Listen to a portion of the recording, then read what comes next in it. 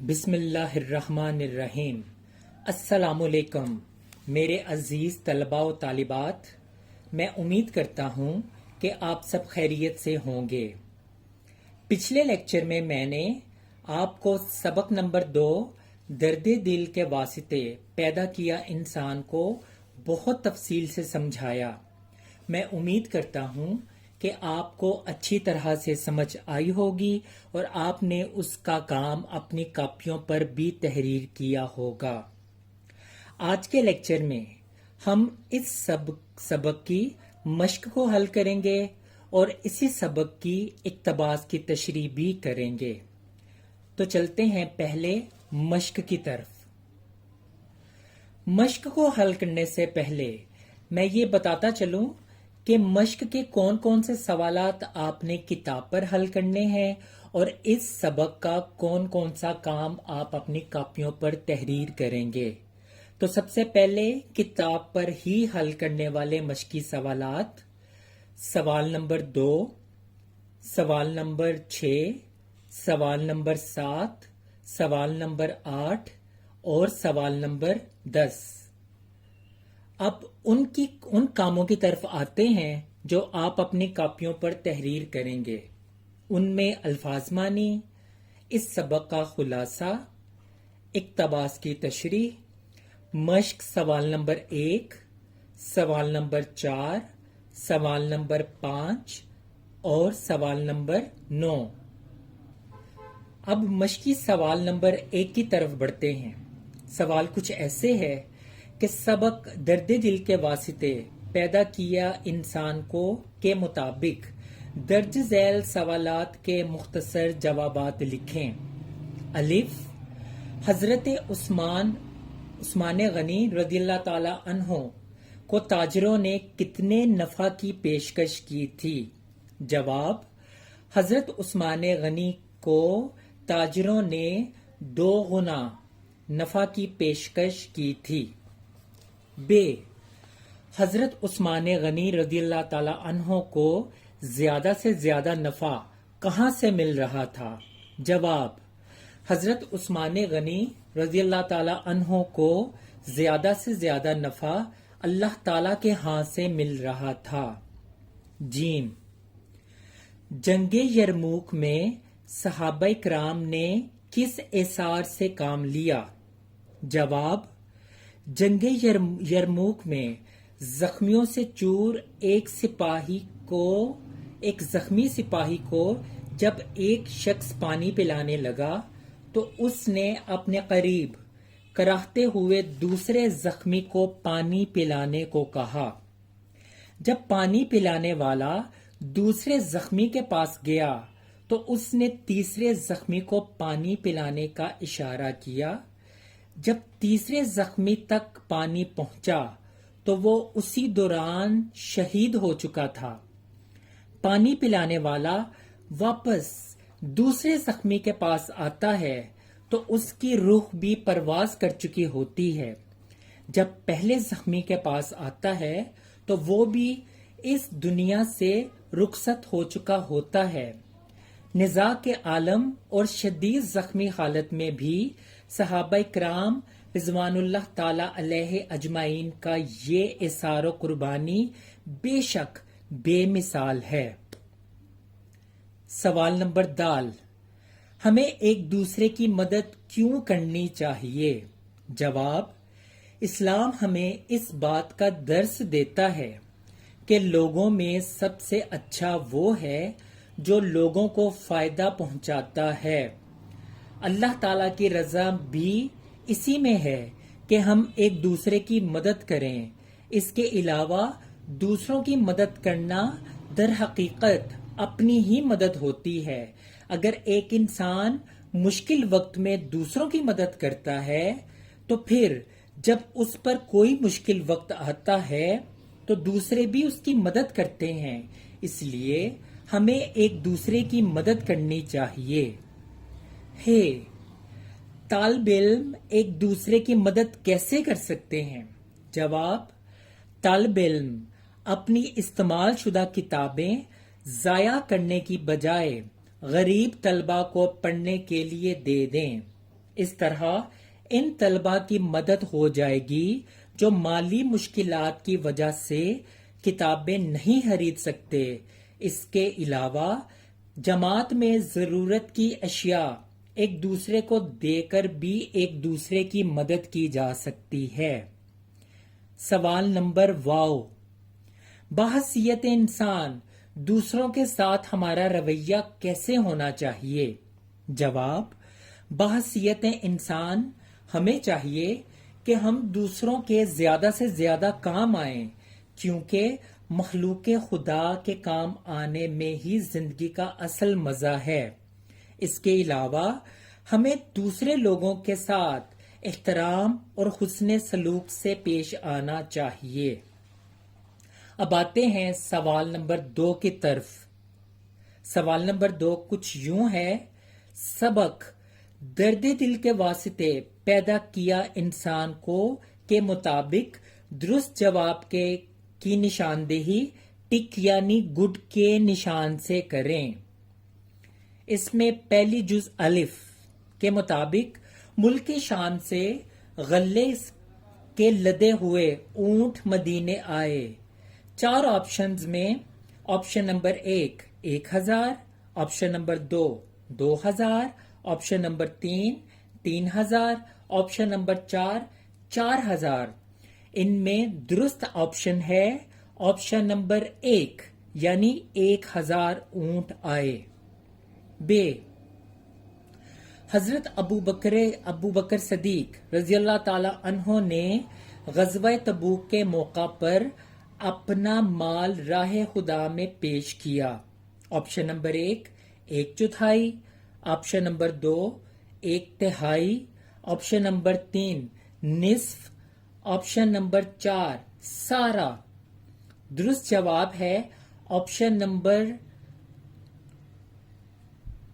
4 یعنی سارا مال راہ خدا میں پیش کیا۔ جیم، حضرت عثمان غنی رضی اللہ تعالی عنہ کو تاجروں نے نفع کی پیشکش کی۔ آپشن نمبر 1 2 گنا، آپشن نمبر 2 3 گنا، آپشن نمبر 3 4 گنا، آپشن نمبر 4 10 گنا۔ درست جواب ہے آپشن نمبر 3 یعنی 2 گنا منافع کی پیشکش کی۔ دال، حضرت عمر فاروق رضی اللہ تعالی عنہ نے غزوہ تبوک کے موقع پر اپنا مال راہ خدا میں پیش کیا۔ Option number 1 1/4، option number 2 1/3، option number 3 نصف، آپشن نمبر 4 سارا۔ درست جواب ہے آپشن نمبر 3 نصف مال راہ خدا میں پیش کیا۔ سوال نمبر 3 مدرجہ ذیل الفاظ کے معنی لغت سے تلاش کر کے لکھیں۔ پہلا لفظ ہے کارآمد، جس کا مطلب ہے فائدہ مند۔ سخاوت، کھلے دل سے خیرات کرنا۔ خاطر خواہ، بھرپور۔ اپاہج، معذور۔ اثار، قربانی۔ نظیر، مثال۔ سوال نمبر 4 اس سبق میں مختلف مقامات پر حضرت محمد صلی اللہ علیہ وآلہ وسلم کے لیے درج ذیل مختلف تعظیمی القابات استعمال ہوئے ہیں، آپ ان کے معنی تحریر فرمائیں۔ پہلا ہے خاتم النبیین صلی اللہ علیہ وآلہ وسلم، جس کا مطلب ہے آخری نبی صلی اللہ علیہ وآلہ وسلم۔ دوسرا ہے سرور کائنات صلی اللہ علیہ وآلہ وسلم، اس کا مطلب ہے تمام جہانوں کے بادشاہ صلی اللہ علیہ وآلہ وسلم۔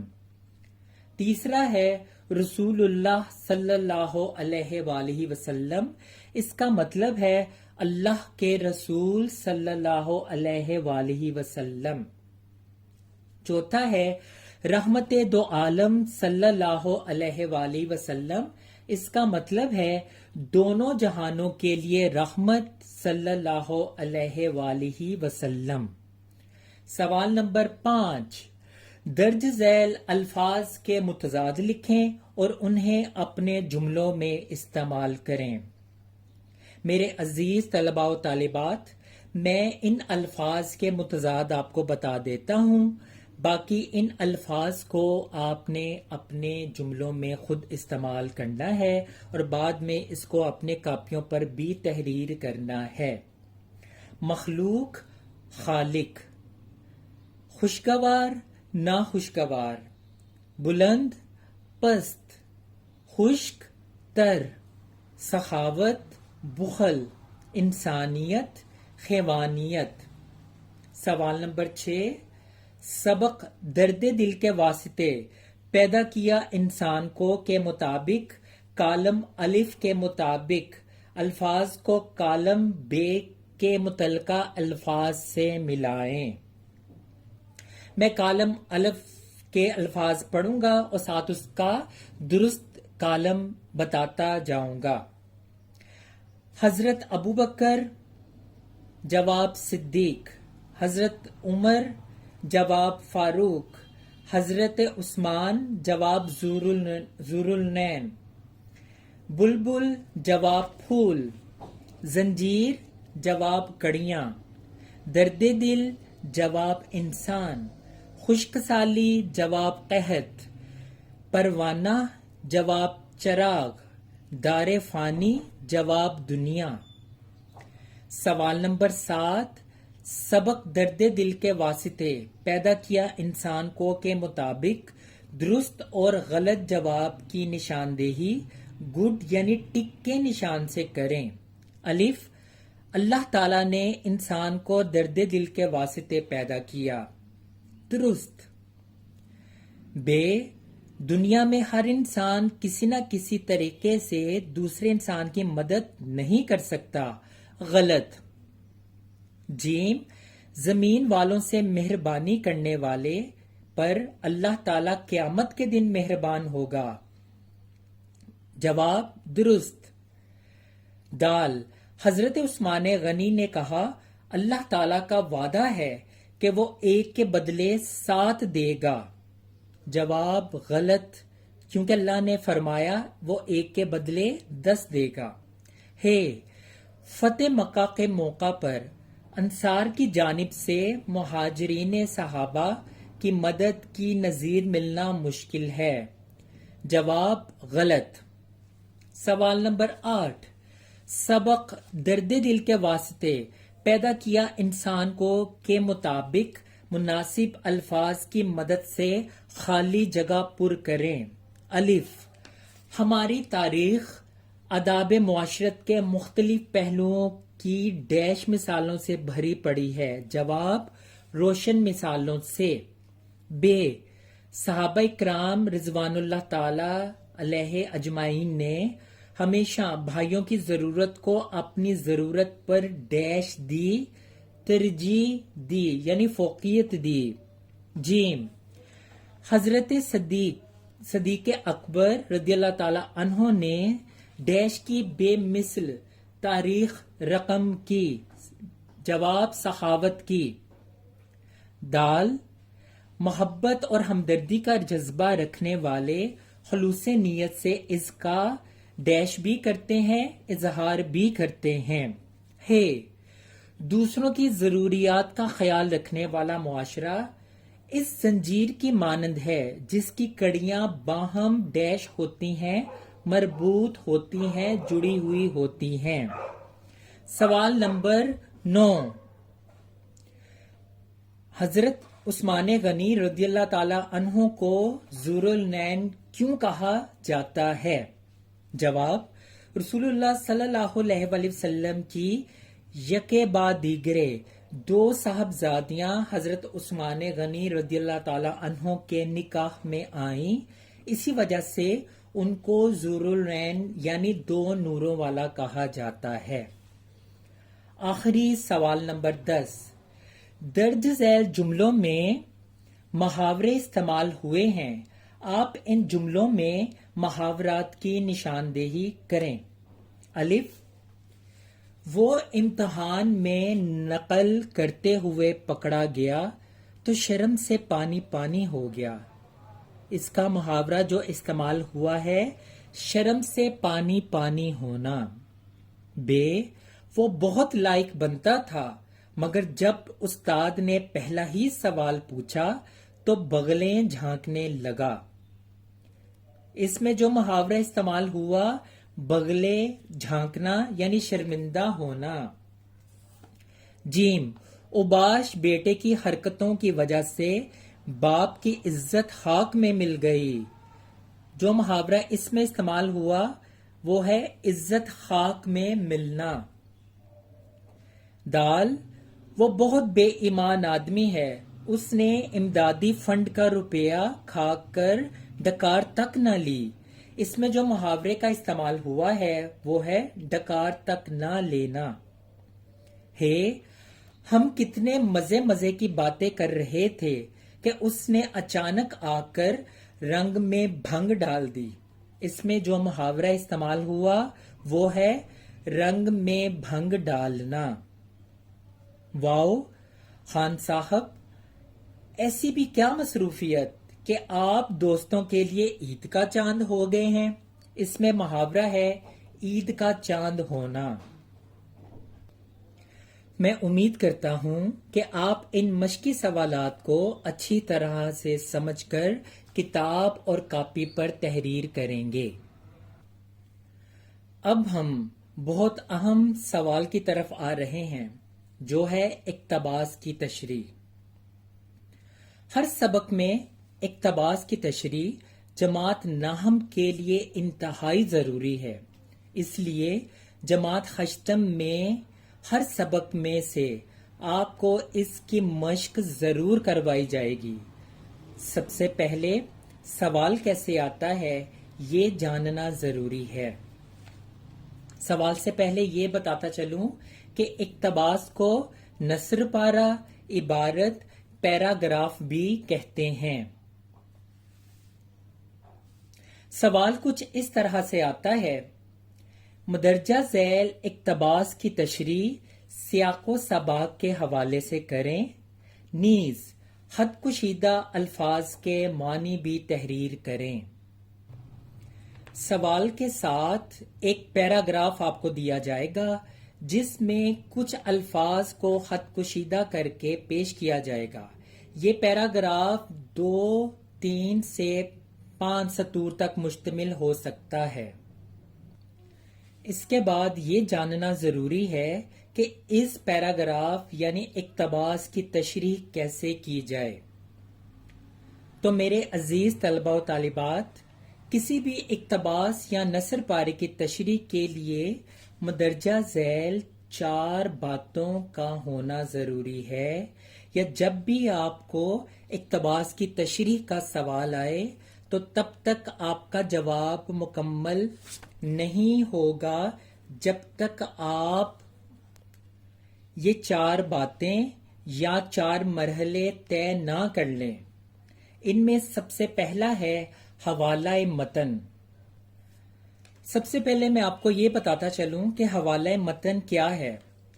حوالہ کو انگلش میں ریفرنس کہتے ہیں، یعنی کسی بات کا حوالہ دینا، اس کا تعارف کروانا۔ متن عربی زبان کا لفظ ہے جس کو انگلش میں پیراگراف، اقتباس کہا جاتا ہے۔ اردو میں اس کے معنی اصل عبارت یعنی اصل پیراگراف ہیں۔ اس لحاظ سے حوالہ متن سے مراد یہ ہے کہ دی ہوئی عبارت کس سبق سے لی گئی ہے اور اس سبق کا مصنف یعنی لکھنے والا کون ہے۔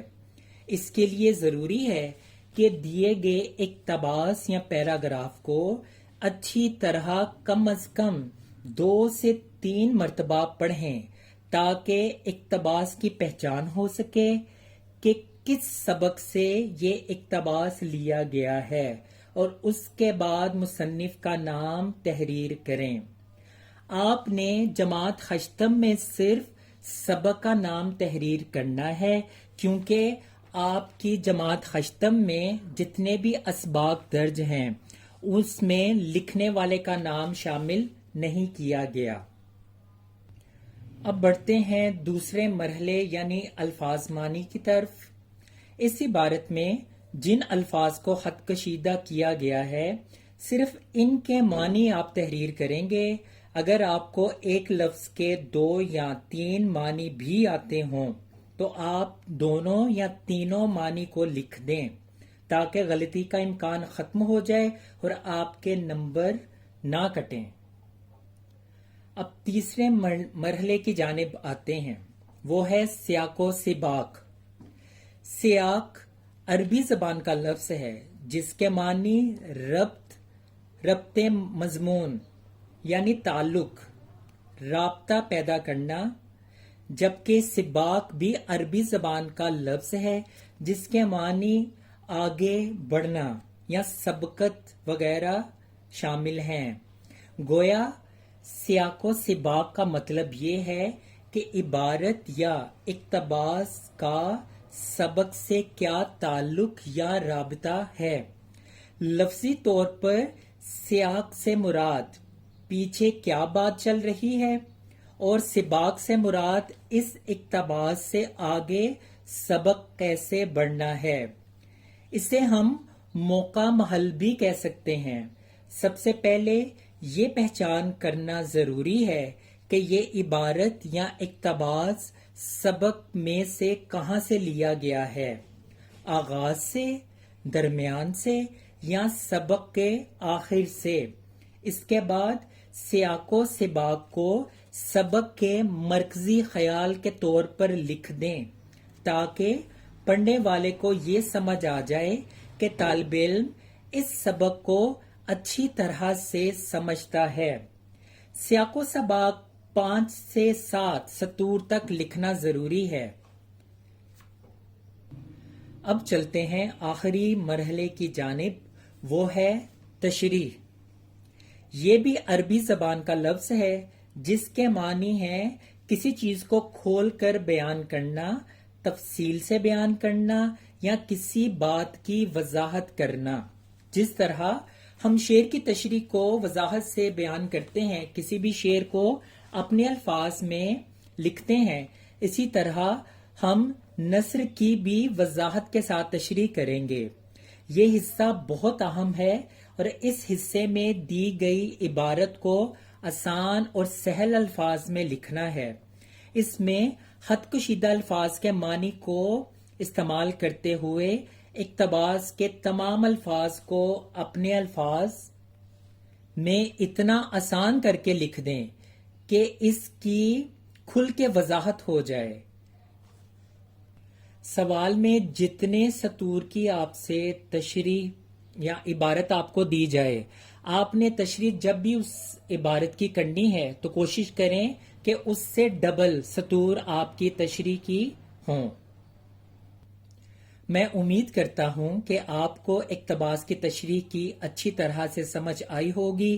نمونہ کے طور پر ایک اسی سبق میں سے پیراگراف کی تشریح ورک شیٹ کی صورت آپ کو پیش کی جا رہی ہے تاکہ اس کی مدد سے آپ آئندہ پڑھے جانے والے اسباق کی تشریحات خود سے تحریر کر سکیں۔ انشاءاللہ نئے لیکچر کے ساتھ دوبارہ حاضر خدمت ہوں گا۔ تب تک اللہ حافظ، اللہ نگہبان۔